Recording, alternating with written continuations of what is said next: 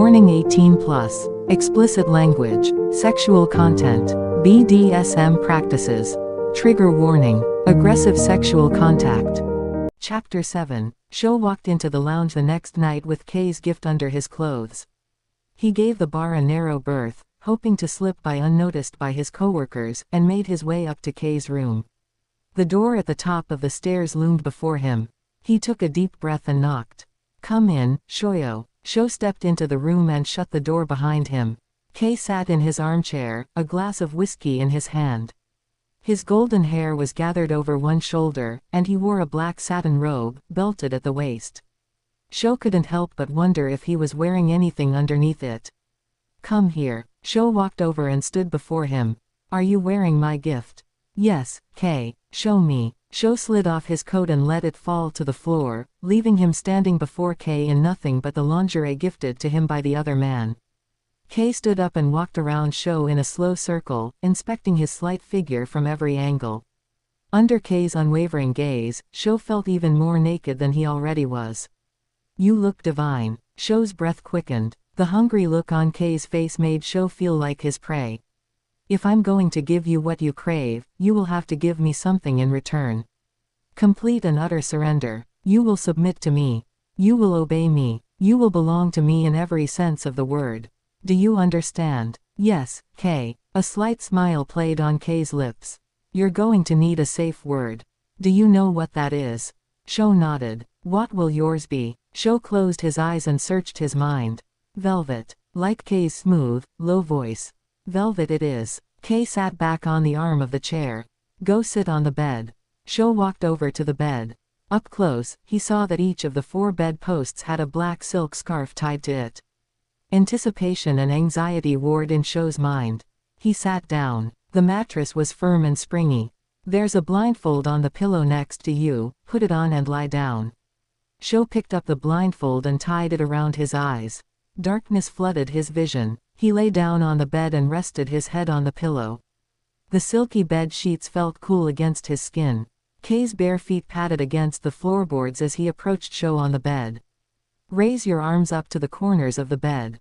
With a practiced hand, Kei secured Sho's wrists to the bedposts, then repeated the process on his ankles. Sho's heart pounded. He lay spread-eagled on the bed in nothing but the sheerest of lingerie. He tugged at his bonds to test their strength. In the same moment, Sho realized that he could no longer hear or feel Kei's presence. "Kei, I'm right here." Kei's voice came from somewhere beside Sho. He traced his fingers along Sho's stomach all the way up to his cheek. "Stop thinking. Stop worrying. Just feel." Kei kissed him gently. Sho cleared his mind and relaxed his body. He stopped straining to hear, and feel, and see. He surrendered to the darkness and focused his mind on what he could sense. The hammering of his heart, the whoosh of his breath. The scent of Kei's perfume, jasmine and rose. The touch of Kei's fingertips on his skin. It was like he and Kei were the only 2 people in the world. The bed swayed underneath Sho as Kei climbed onto it. His silky hair brushed against Sho's skin. Kei ran his hands over Sho's body, touching every inch of him. Silence hung in the air. Sho didn't dare speak, fearing that a single word would break the spell. Kei slid his hands up to Sho's chest. His fingertips swept over Sho's nipples. "How does it feel to be at my mercy?" "Good. So good." A ripple of delight went through Sho's body. With his senses dampened, Kei's touch was electric. Kei shifted down the bed and straddled Sho. His weight was heavy on Sho's small, bound frame. As Kei's body pressed against his, he realized that Kei was naked. He yearned to break free and tear off the blindfold, and touch and kiss Kei's soft skin. But bound as he was, he could do nothing but lay there. He was powerless to stop Kei. But stopping Kei was the last thing he wanted. Kei drew a line of kisses down Sho's stomach. Sho trembled. Slowly and gingerly, Kei untied the ribbons at the sides of Sho's bottoms. Sho lifted his hips as Kei pulled them out from under him. He felt like a gift that Kei was unwrapping. Kei slid his hands all the way up the insides of Sho's legs and dipped his head between Sho's thighs. Kei's hot breath on Sho's mound sent a wave of warmth through him. Kei kissed the soft, sensitive skin of Sho's inner thighs. His kisses turned into nibbles, then gentle bites. Sho groaned and arched herself up toward Kei. "So impatient. You're not trying to take charge, are you? Sho bit his lip. No, Kei. The only sounds I want to hear from you are cries of pleasure. Kei dragged his fingernails down Sho's sides and grabbed the other man's ass cheeks, pulling Sho harder into his. Finally, he slid his tongue up and down. Then drew it into his mouth, eliciting soft gasps. Sho twitched on the bed as Kei devoured him. Every sweep of Kei's tongue, every brush of his lips sent a tremor through Sho's body and murmurs spilling from his mouth. Kei had complete control over Sho's pleasure, and he was determined to show it. Kei teased and toyed with Sho until he was close to peaking, then he held Sho there, at the precipice, never quite letting his tip over the edge. Sho twisted and tugged, fighting his restraints. He wanted to scream. He wanted to plead with Kei for release. But he understood the rules of this game. He had to take whatever Kei gave him with nothing less than gratitude. And eventually, his submission would be rewarded. Once again, Kei brought Sho to the edge. But this time, he kept going. Sho let out a cry, bucking as his orgasm rolled through his. Kei's mouth was unrelenting, licking and sucking away until Sho fell back down to the bed and his body calmed. Kei kissed Sho, stealing the last of his breath. He could taste himself on the other man's lips. Kei pulled the blindfold from Sho's eyes and untied his wrists and ankles. Sho blinked rapidly, his eyes readjusting to the light. Kei lay down on his side next to Sho. As Sho recovered, he ran his eyes up Kei's body, drinking his in. This was the first time he had seen Kei naked. His muscles seemed more pronounced, and his golden hair, both on his head and the small patch below, stood out against his milky skin. Kei watched Sho watch his. For whatever reason, it made Sho blush. Kei smiled and pulled Sho into an embrace. After being restrained, his senses were muffled, having Kei's arms around him felt heavenly. Did you mean what you said earlier? About belonging to me? Yes, Kei. Then we'll have to talk about exactly what that means. But it can wait. They lay in silence. As Sho came down from his post-orgasm daze, familiar doubts crept into his thoughts. What's the matter? It's nothing, Sho mumbled. Tell me. Kei's usually inscrutable face wore a look of concern. Sho's resolve wavered, and he finally gave voice to the thing that had been bothering him since the first time he walked into Kei's room. It's just that, I want this. I want to explore this side of me so much that it makes me ache. But I'm not a submissive person. I'm not passive, or helpless. But I can't help but wonder. Does this mean I'm weak? For wanting to be submissive. For wanting an escape. No, Shoyo, you're not weak at all. Then why do I want this? Why do I crave this? Being submissive in bed has nothing to do with who you are out in the world. And submission does not equal weakness. In fact, it takes a great deal of strength to do this. It doesn't feel like it takes strength.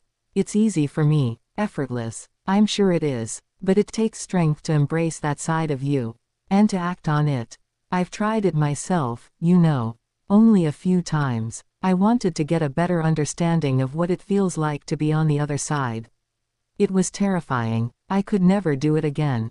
Sho was surprised. He couldn't imagine Kei being subservient or vulnerable. He always seemed so fearless. Who was Kei behind his impenetrably cool facade? It does take strength to do this, Shoyo. Putting yourself in someone else's hands. Making yourself vulnerable to them. Trusting them with your everything. You are anything but weak. Kei kissed Sho gently on the lips. And you should never, ever be ashamed of your desires. Yes, Kei. Sho snuggled in closer to him. Now, about these desires of yours. Kei reached out and ran his hands along Sho's side, following the contours of his body. I want to know more. All your secret fantasies, I want to hear about them. Tell me everything. Chapter 8. Sho sat in class, eyelids drooping at his professor's low monotone. He looked over at Yachi. His friend was having a hard time paying attention, too. She was doodling in the margin of her notebook, a vacant look in her eyes. Sho's bag vibrated on the floor beneath him. Trying to be discreet, he pulled his phone out and peeked at the screen. He grinned. A message from your lover. A student sitting in front of them turned to glare at them. Sho shushed Yachi. Is that a yes? Yachi whispered. Maybe. Sho unlocked his phone and read the message. What time do you get out of class? K. 5 p.m. Sho sent. He thought for a moment and typed.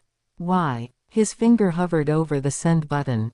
He erased the message. So, are you going to tell me who he is?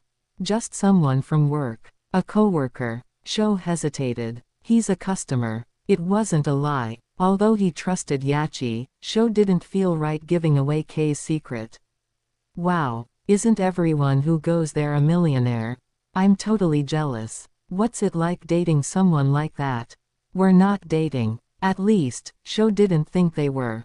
Then what is it? Are you his sugar baby? Definitely not. It's purely physical. Sho fiddled with his pen.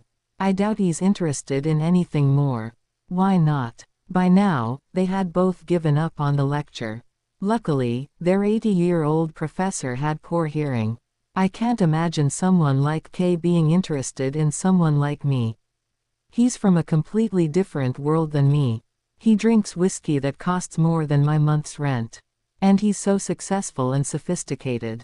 All of those things are superficial, Sho. Do you think he cares if you don't have money? When it comes to love, none of that stuff matters. Love isn't even a possibility. I'm not interested in him that way. I'm not even looking for a relationship. Come on, Sho. It's been ages since everything with Yuji. Are you going to spend the rest of your life alone because of one bad relationship? Bad was an understatement. Sho sighed. I don't know. It doesn't matter. I don't need any distractions right now. You can't shut everyone out forever, Sho. Life is so much better when you have people to share it with. Sho shrugged. I have plenty of people in my life. And I like my life the way it is. If you say so. Yachi stretched out in her chair. So, his name is Kei. Yeah, what's he like? He's amazing. Gorgeous. A little older. And he's so confident and magnetic. He turns heads when he walks into a room. Look at you, all dreamy-eyed. The sex must be something else if he's making you act like this. Sho rolled his eyes. He looked down at his phone. Still nothing from Kei. Yachi was right. He was obsessing. Even though Sho definitely didn't have feelings for Kei, he would have to keep his guard up. The temptation was there. 5 o'clock rolled around, and Sho and Yachi made their way across campus. Finally, I thought this day would never end. Me too. I can't wait to go home and go for a run. Seriously, that's what you want to do at the end of a long day. I will never understand you. They reached the main entrance. As they walked past the parking lot, Sho froze on the spot. Kei stood in the parking lot, leaning against the side of a sleek, black convertible. The top was down, showing off the white leather interior. Kei took off his sunglasses and gave Sho a brief wave. Yachi's eyes widened. Is that him? Kei. Sho nodded. His mind went back to high school when girls would get picked up by their older boyfriends in banged-up wrecks that to their teenage eyes were luxury cars. Of course, Sho had never experienced one of those scenes. He'd known he was gay since he was 5, and dating boys was not an option at his conservative high school. Wow, he's gorgeous. Yachi stared at Kei, wide-eyed. I'd be all over him too. Sho had to agree that Kei looked stunning. He was dressed in a long tan coat that went down to his knees and glossy black Oxfords. Sorry, Yachi, I gotta go. See you tomorrow. Sho hurried over to Kei, leaving Yachi to gawk from the sidewalk. Sho was torn between shrinking with embarrassment and running up to Kei and throwing his arms around him. Hello, Shoyo. Kei pulled Sho into an embrace and kissed him on the cheek. What are you doing here? What do you think? Picking you up. Sho looked over his shoulder. There were a handful of students standing around waiting for rides. And they were all looking Sho's way. Expensive sports cars weren't uncommon at Sho's prestigious school, but men like Kei were rare everywhere. Where are we going? I thought I'd take you somewhere nice so we can talk. Kei opened the passenger side door. Hop in. Sho got into the car and buckled his seatbelt. He looked around. The interior was as luxurious as the outside of the car. Do you like it? Kay got into the driver's seat. It's nice. But I don't know much about cars. My father was a mechanic. He was always working on something in the garage. As soon as I was old enough to hold a wrench, I was his little helper. Kay saw the look of surprise on Sho's face. What, did you think I was born with a silver spoon in my mouth? I hadn't really thought about it. Sho found it hard to see the elegant, stylish Kay as anything other than who he was now. I wasn't born into this life. I grew up as an only child in a normal working-class family. I had to fight to get to where I am. Everything I have, I've earned through hard work. Kay put his sunglasses on and turned the key in the ignition. The engine burst into life. I've missed this sound. I don't often get the chance to take my Maserati for a spin. It's far more exciting than being chauffeured around everywhere. As soon as they left the parking lot, Kay slammed his foot on the pedal, sending them flying down the road. Sho clutched the side of the seat as the wind whipped around them. Kay glanced at Sho, a hint of amusement on his face. You should see what it's like on the track. It's the most incredible feeling. It's almost like flying. As they sped off from a red light, Sho began to relax. Although the sheer power and acceleration made Sho feel like he was on a roller coaster, Kay wasn't driving recklessly. He was in complete control the entire time. Still, Sho was relieved when Kay parked the car and announced that they had arrived. A few minutes and an elevator ride later, Sho and Kay walked onto the roof of a small cocktail bar. There were only a handful of other people around.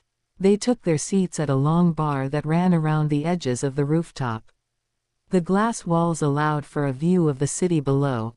Wow! Sho leaned forward and looked through the glass. The sun was setting, and the sky was a haze of orange, pink, and blue. This is one of my favorite spots in the entire city, especially at this time of the evening. I love catching that moment when the sun disappears behind the skyscrapers and the city comes alive with light. It's spectacular. A waiter brought out their drinks. Whiskey for Kay, and a cocktail recommended by the bartender for Sho. They chatted about nothing of consequence as they watched the sun sink below the horizon. So, Shoyo. Kay ran his fingers through his hair. Not a curl was out of place, despite the windy drive. It's time we had a little talk. What do you want to talk about? About this. About what we're doing. Sho pushed the ice around his drink with a straw, recalling the conversation he'd had with Yachi earlier. Did Kay want their physical affair to be something more? I'm making you nervous. Why? I have been wondering. What exactly is it that you want? It's just, I'm not looking for anything serious. Like a relationship. Not right now. Kay raised an eyebrow. Last time we got together, I tied you to a bed. Do you really think I'm interested in romance? Relief flooded Sho's body. I guess not. I assure you, I'm not looking for a relationship either. Well, not in the conventional sense. I want nothing more than what I've already told you. I want to show you all about the pleasures of submission. Do you still want that? Yes, I do. Are you sure? No more reservations. I'm sure. That voice at the back of Sho's head telling him that his submissive desires made him weak. It had faded to nothing after that conversation with Kay. That's what I want to talk about.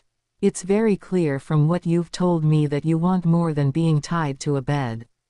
Am I right? Yes. Sho flushed. He had been far more open with Kay that night than he had intended. Kay seemed to have that effect on him.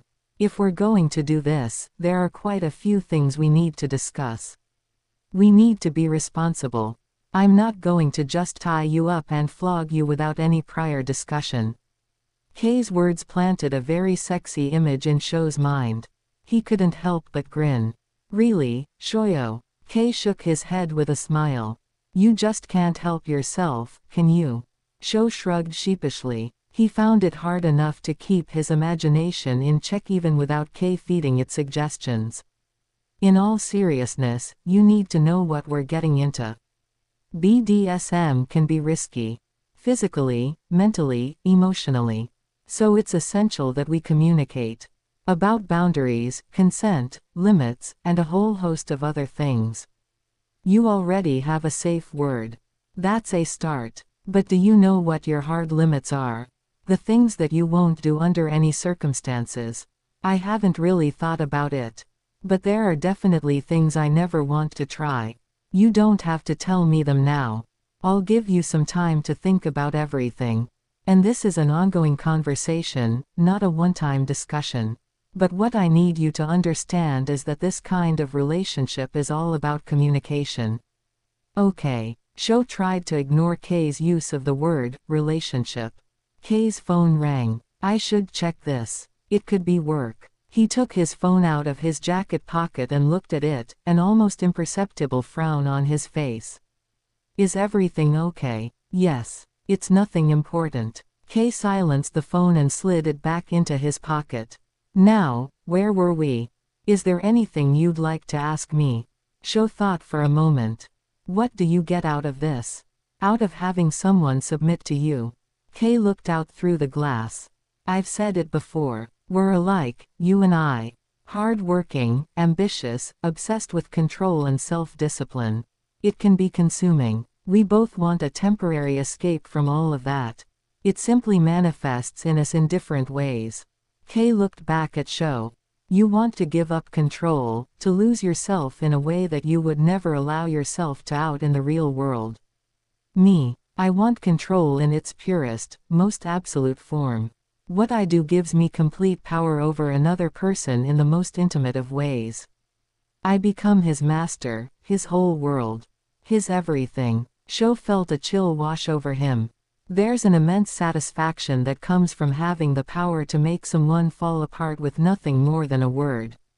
Or a touch. Without breaking his gaze, Kei placed his hand on Sho's knee under the bar and slid it up the inside of Sho's thigh. Sho's body stiffened as Kei's hand crept higher. Sho looked around. Could anyone see them? All those fantasies you told me about. I'm going to grant them, and so much more. I'll show you how good it feels to relinquish control. I'll take you to heights of pleasure that you've only dreamed of. I'll show you the sweet oblivion that comes with total submission. Kei's fingertips brushed against Sho's hardness. Heat rippled through him. And in exchange, you'll be mine, body and mind. Kei slid his fingers up and down. Sho stifled a gasp. Was Kei going to do this here? As Kei's fingers stroked faster under the bar, he found that he didn't care. That's right. You belong to me now. And I don't like to share. Which means no one but me is allowed to touch you. Not even yourself. The only release that you're going to get is at my hands. Do you understand? Sho nodded, fearing that if he opened his mouth, he wouldn't be able to control what came out. Good. Kei leaned over and kissed Sho, his lips soft and tinged with whiskey. Then he drew his hand back down Sho's leg, sat back in his chair, and picked up his glass. Sho blinked. He didn't want Kei to stop. He was throbbing. Unfortunately, I have to go. I have a business trip tomorrow and need to prepare. Kei drained the last of his drink. Which means we won't get to see each other for a little while. It took a moment for Sho to realize that Kei had gotten him all worked up and left him hanging on purpose. And now Kei was going to disappear on him. Don't look so distraught. I promise you, when I get back, the fun will really begin. When will you get back? Oh, I don't know. I have a lot to do. It could be a few days. A week. Maybe even longer. And don't forget what I said. No one is to touch you. Kei shot Sho a stern look. I'll know if you break my rules. And I don't want to have to punish you. Punish me. Sho immediately pictured that crimson-handled riding crop in Kei's room. He was sure that whatever punishment Kei had in mind would be sweet torture. But Sho wasn't going to defy Kei. There was an intrinsic part of his being that needed to obey. And Kei knew it.